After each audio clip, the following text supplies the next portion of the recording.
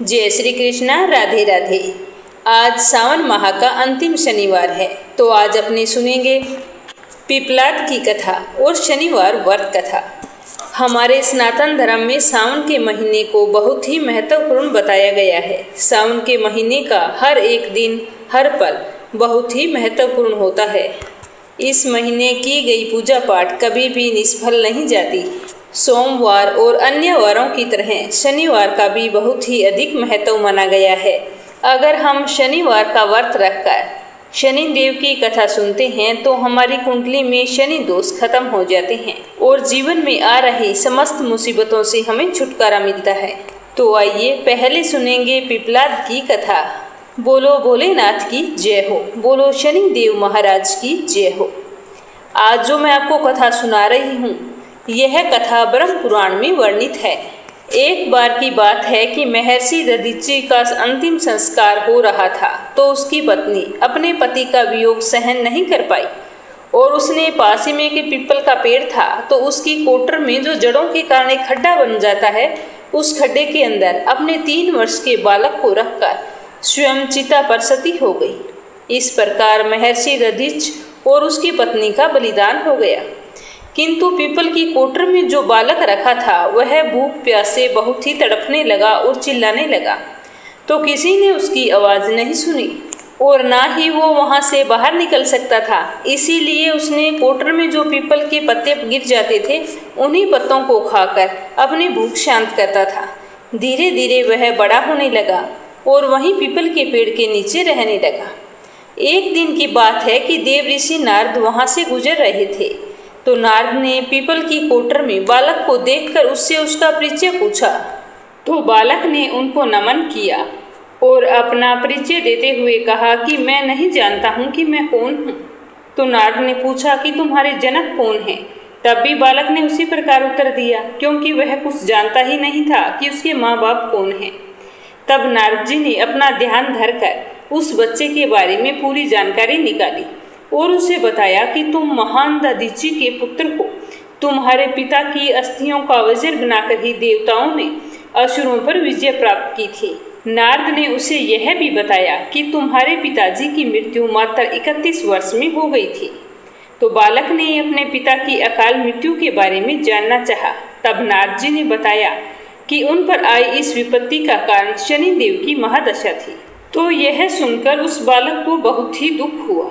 नारद मुनि उस बालक की विपरीत दिशा में भी इतनी विनम्रता देखकर बहुत ही खुश हुए। उन्होंने तुरंत बालक को अच्छे अच्छे संस्कार देकर वेदों की शिक्षा भी दी और उन्होंने उसे ओम नमो भगवते वासुदेवाय मंत्र की दीक्षा भी दी। वह बालक नित्य भगवान विष्णु के मंत्र का जप और तप करने लगा। नारद मुनि उस बालक के साथ ही रहे। उस बालक की कठोर तपस्या देखकर भगवान विष्णु बहुत ही खुश हुए और प्रकट होकर बालक से वरदान मांगने को कहा। तो बालक ने भगवत भक्ति का वरदान मांगा। तो भगवान विष्णु ने बालक को योग और ज्ञान की शिक्षा दी, जिससे वह परम ज्ञानी महर्षि बन गया। एक दिन बालक के मन में एक जिज्ञासा पैदा हुई। उसने नारद मुनि से पूछा कि हे नारद मुनि, आप मुझे बताइए कि मेरी इतनी छोटी सी उम्र में ही मेरे माता पिता को मुझसे अलगाव क्यों हो गया? क्यों मुझे इतनी पीड़ा भोगनी पड़ी? आपने मुझे संस्कारित कर ब्राह्मण बनाया है, अतः मेरी पीड़ा का कारण भी बताएं। तो नारद मुनि ने बालक से कहा कि तुमने पीपल के पत्तों को खाकर घोर तप किया था, इसीलिए मैंने तुम्हारा नाम पिपलाद रखा था। और जहाँ तक तुम्हारे कष्टों की बात है, तो उसका कारण है शनि चक्कर, जो मैंने तुम्हें पहले ही बता दिया, जिसके अहंकारवश धीमी चाल के कारण तुम्हारे साथ पूरा जगत भी अकाल की पीड़ा भोग रहा है। तो यह सुनकर बालक बहुत ही क्रोधित हुआ।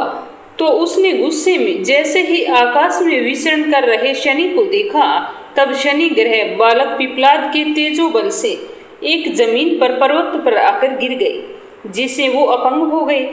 शनि की ऐसी दुर्दशा देखकर नारद मुनि बहुत ही खुश हुए। उन्होंने सभी देवी देवताओं को यह दृश्य देखने के लिए वहां पर बुलाया। तब वहां पर ब्रह्मदेव सहित अन्य देवों ने आकर बालक पिपलाद के आवेश को शांत करके कहा कि नारद मुनि द्वारा रखा गया तुम्हारा नाम तो बहुत श्रेष्ठ है। आज से तुम पूरे जगत में इसी नाम से प्रसिद्ध होगे। जो भी व्यक्ति शनिवार के दिन पिपलाद नाम का ध्यान करके पूरी श्रद्धा और भावना से पूजा करेगा, उसे शनि ग्रह के कष्टों से छुटकारा मिलेगा और उसे संतान संबंधी सारे सुख प्राप्त होंगे। ब्रह्मदेव ने साथ ही पिपलाद मुनि को शनि ग्रह की शांति के लिए उनकी पूजा और व्रत का विधान बताकर कहा कि तुम धराशायी हुए शनि को अपने स्थान पर प्रतिष्ठित कर दो, क्योंकि वह निर्दोष है। पिपलाद मुनि ने ब्रह्मदेव के आदेश का पालन किया और उनसे शनिश्चर व्रत विधि जानकर जगत को शनि ग्रह की शांति का मार्ग बताया। इसीलिए शनि ग्रह की शांति के लिए शनिवार के दिन पीपल के वृक्ष के साथ साथ शनि देव की पूजा की परंपरा शुरू हुई। पीपल के वृक्ष को देव तुल्य माना गया है, तभी तो इसके पूजन का विधान शास्त्रों में भी बताया गया है। पीपल को कलयुग का कल्प वृक्ष माना जाता है। पीपल एकमात्र पवित्र देव वृक्ष है जिसमें सभी देवताओं के साथ पितरों का भी वास होता है। श्रीमद् भागवत गीता में भी भगवान श्री कृष्ण ने कहा है कि मैं वृक्षों में पीपल हूँ। पीपल के मूल भाग में ब्रह्मा जी, मध्य में विष्णु जी और अगर भाग में भगवान शिव जी साक्षात रूप से विराजित हैं। स्कंद पुराण के अनुसार पीपल के मूल में विष्णु, तने में केशव, शाखाओं में नारायण, पत्तों में भगवान श्री हरि विष्णु और फलों में सभी देवी देवताओं का वास है। शास्त्रों में सोमवार के दिन से लेकर शनिवार तक पीपल के वृक्ष में एक दीपक जलाना और जल अर्पित करना बहुत ही शुभ माना गया है।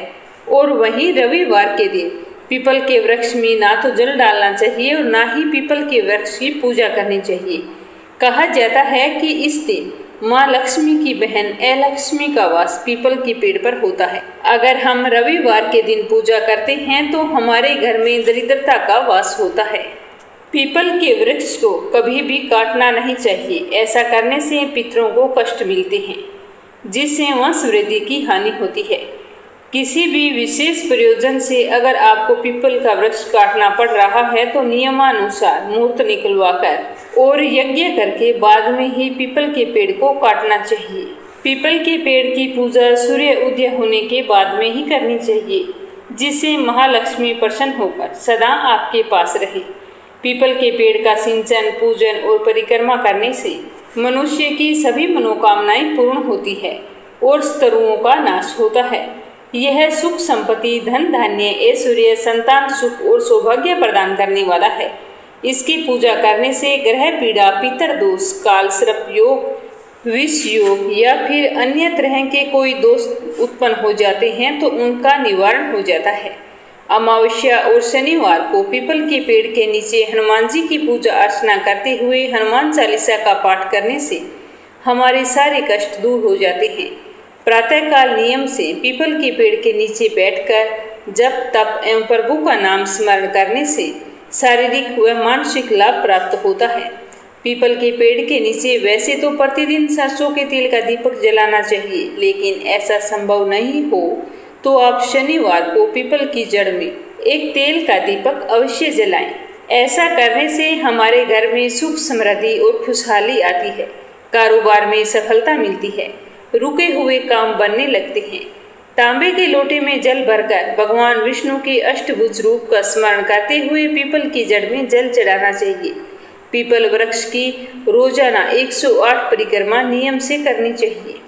जो लोग पीपल के वृक्ष का रोपण करते हैं उनके पितर नरक से छूटकर मोक्ष को प्राप्त करते हैं। तो अब अपने सुनेंगे शनिवार व्रत कथा। सावन के महीने में शनि देव की इन कथाओं का स्मरण करने से हमें सारे कष्टों से मुक्ति मिलती है और हमारे जीवन में सुख सौभाग्य का वास होता है। तो चलिए शुरू करते हैं शनिवार व्रत कथा। बोलो शनि महाराज की जय हो। एक समय की बात है कि नवग्रहों के बीच कि बड़ा कौन है को लेकर विवाद हो गया, तो सारे ग्रह देवराज इंद्र के पास पहुँचे कि आप ही हमें फैसला करके बताए कि हम नवग्रहों में से कौन श्रेष्ठ है, कौन बड़ा है।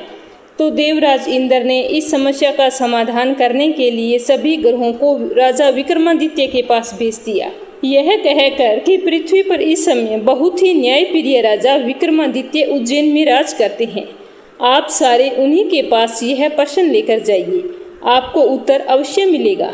देवराज इंद्र के कहे अनुसार सारे ग्रह राजा विक्रमादित्य के पास पहुँचे और बोले कि आप हमें बताइए कि हम में से कौन श्रेष्ठ हैं। ग्रहों के इस प्रश्न को सुनकर राजा विक्रमादित्य सोच में पड़ गए, क्योंकि किसी को छोटा बताना गलत होगा, क्योंकि छोटा बताने से वो नाराज हो जाएगा। राजा ने इस प्रश्न का उत्तर देने के लिए एक युक्ति निकाली। राजा विक्रमादित्य ने 9 धातुओं के 9 अलग अलग सिंहासन बनवाए, सभी ग्रहों पर इन्हें बैठने के लिए कहा और कहा कि जो अंत में बैठेगा वो सबसे छोटा होगा। अंत में लोहे का सिंहासन होने के कारण शनिदेव सबसे अंत में बैठ पाए। शनिदेव को लगा कि राजा विक्रमादित्य ने उसके साथ छल किया है, तो उसे बहुत ही गुस्सा आ गया और वो राजा विक्रमादित्य से क्रोधित हो गए। राजा विक्रमादित्य की 7.5 आई तो एक दिन शनि महाराज घोड़े के व्यापारी बनकर विक्रमादित्य के पास आए। राजा विक्रमादित्य ने एक घोड़ा पसंद किया और उस पर सवार हो गए। यहीं से राजा विक्रमादित्य के दिन के उल्टे चक्कर शुरू हो गए। वह घोड़ा राजा विक्रमादित्य को एक घने जंगल में ले जाकर गायब हो गया। राजा विक्रमादित्य भटकते हुए एक नगर में पहुंचे। वहां एक सेठ की दुकान पर जाकर राजा ने जल पिया और विश्राम करने लगे। संयोगवश उस दिन सेठ की अच्छी कमाई हुई, तो सेठ को लगा कि यह व्यक्ति तो बहुत ही भाग्यशाली है और उस पर दया करके अपने साथ घर ले गया। लेकिन जब घर पर सेठानी भोजन करवा रही थी तो राजा ने देखा कि सामने खूंटी पर एक हार लटक रहा है जिसे दीवार ही निगल रही है। लेकिन सेठ को लगा कि खूंटी पर लटकता हुआ हार जरूर इसी आदमी ने चुराया है, तो वह राजा विक्रमादित्य से हार के बारे में पूछने लगा। राजा विक्रमादित्य ने अपना असली परिचय तो छुपा लिया और खुद को विक्का नाम का उज्जैन निवासी बताया और कहा कि मैंने हार नहीं चुराया है, हार तो दीवार निगल गई।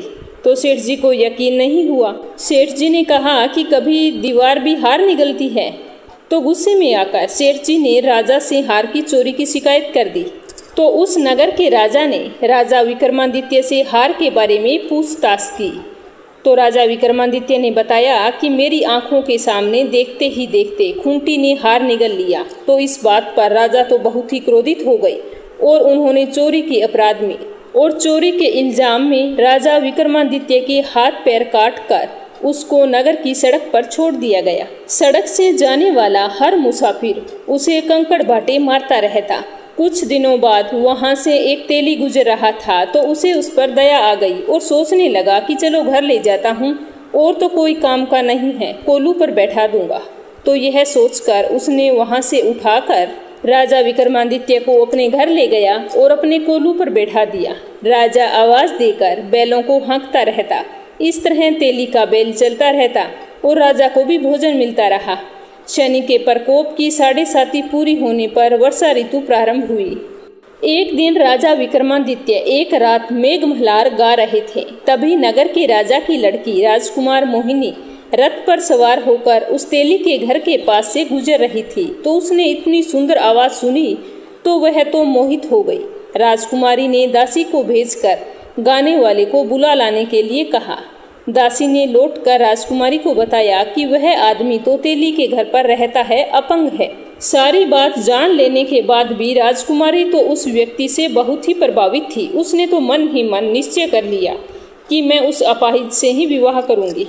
राजकुमारी ने जब अपने माता पिता से यह बात बताई तो वे जानकर हैरान हो गई। रानी ने मोहिनी को समझाया कि बेटी, तुम्हारे भाग्य में तो किसी राजा की रानी होना लिखा है। तुम ऐसे अपाहिज से शादी करके अपने पांव पर कुल्हाड़ी क्यों मार रहे हो? लेकिन राजकुमारी तो मन में ठान ली थी। उसने अपनी जिद नहीं छोड़ी। अपनी जिद को पूरा करने के लिए राजकुमारी मोहिनी ने खाना पीना छोड़ दिया और प्राण त्याग देने का निश्चय कर लिया। आखिर राजा रानी को विवश होकर मोहिनी के आगे झुकना पड़ा और ना चाहते हुए भी अपनी बेटी की शादी विक्रमादित्य के साथ करनी पड़ी। विवाह के बाद राजा विक्रमादित्य और राजकुमारी तेली के घर में रहने लगे। उसी रात स्वप्न में शनि देव ने राजा से कहा कि राजा, तुमने मेरा प्रकोप देख लिया, मैंने तुम्हें अपने अपमान का दंड दिया है। तो राजा ने शनि देव से क्षमा करने को कहा और प्रार्थना की कि हे शनि देव, आपने जितना दुख मुझे दिया है उतना दुख किसी और को मत देना। तो शनि देव ने कुछ देर सोचकर कहा कि राजा, मैं तुम्हारी प्रार्थना स्वीकार करता हूँ। जो कोई स्त्री पुरुष मेरी पूजा करेगा, शनिवार को व्रत करके मेरी व्रत कथा सुनेगा, उस पर मेरी कृपा हमेशा बनी रहेगी। प्रातःकाल राजा विक्रमादित्य की नींद खुली तो देखा कि हाथ पांव सही सलामत है। तो ये देखकर राजा को बहुत ही खुशी हुई और राजा विक्रमादित्य ने मन ही मन शनिदेव को प्रणाम किया। और राजकुमारी भी राजा के हाथ पैर सही सलामत देखकर आश्चर्य में डूब गई। तब राजा विक्रमादित्य ने सारी कहानी सुनाई कि किस तरह शनि के प्रकोप से मुझे अनेक दुखों का सामना करना पड़ा। जब सेठ को इस बात का पता चला तो वो दौड़ता हुआ तेली के घर पहुंचा और राजा के चरणों में गिरकर क्षमा मांगने लगा। राजा ने उसे क्षमा कर दिया क्योंकि यह सब तो शनि देव के प्रकोप के कारण हुआ था। सेठ राजा को अपने घर ले गया और भोजन करवाया। जैसे ही राजा वहां पर भोजन कर रहे थे तो देखा कि वो खूंटी जिसने हार निगला था वो सबके सामने हार को वापस उगल रही थी। तो सेठ जी ने अपनी बेटी का विवाह भी राजा के साथ कर दिया और बहुत सारा धन और आभूषण देकर राजा को विदा किया। राजा विक्रमादित्य राजकुमारी मोहिनी और सेठ की बेटी के साथ उज्जैन पहुंचे तो नगर वासियों ने हर्षपूर्वक नगर की सीमा पर ही खूब आदर सत्कार किया। अगले दिन राजा विक्रमादित्य ने पूरे राज्य में घोषणा करवाई कि शनि देव सभी ग्रहों में श्रेष्ठ है। सभी नगरवासी शनि देव का व्रत करें और शनिवार को शनि देव की पूजा करें तथा व्रत कथा सुनें। तो राजा विक्रमादित्य की घोषणा से शनिदेव बहुत ही प्रसन्न हुए। शनिवार का व्रत करने और व्रत कथा सुनने के कारण सभी लोगों की मनोकामनाएं पूरी होने लगी। घर में सुख सौभाग्य का और अन्न धन का वास हो गया। बोलो शनि महाराज की जय हो।